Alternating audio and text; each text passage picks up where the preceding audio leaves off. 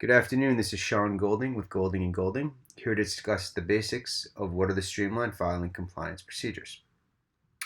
The streamlined filing compliance procedures, or the streamlined procedures, were developed back in 2014 as a tax amnesty standalone program.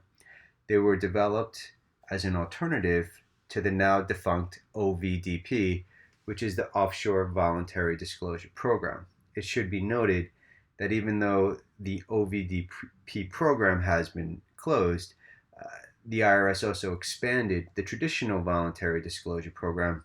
So all that means to you is that if for any reason you don't qualify for either streamlined program and you don't qualify to make a non-willful reasonable cost statement or delinquency procedure submission, you may still qualify the voluntary disclosure program and go that route.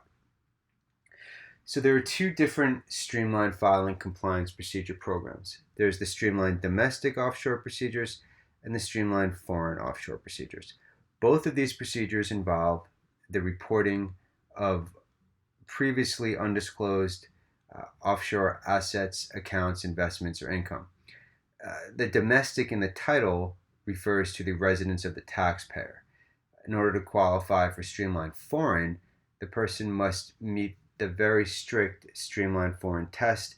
If they are a U.S. citizen or legal permanent resident, they must show they were out of the country for at least 330 days in any one of the last 3 years.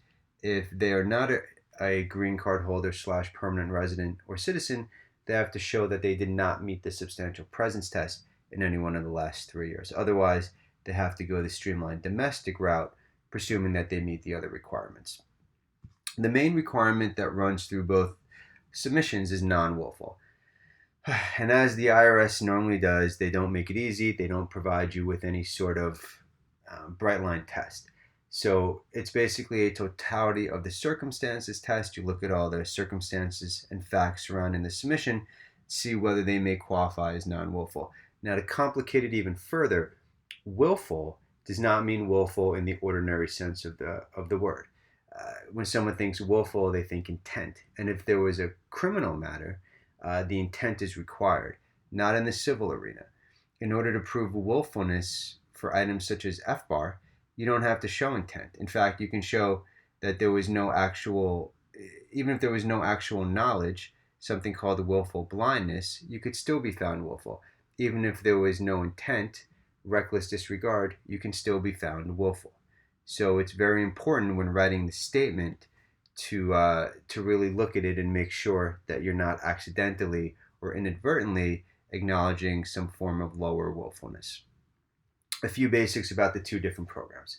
The streamlined domestic program generally requires that you had filed timely original tax returns. You can go through and amend the returns when submitting under these procedures, and you do get hit with a 5% Title 26 miscellaneous offshore penalty. That penalty is non-waivable and non-negotiable, but not all assets are computed as part of the penalty, so it's crucial to make sure that you're not overpaying the penalty. Alternatively, the streamlined foreign offshore procedures is a bit of a better deal because you can file original tax returns as part of the program and the IRS waives the 5% penalty. So at the end of the day, if possible, you want to try to qualify for the streamlined foreign offshore procedures. My name is Sean Golding.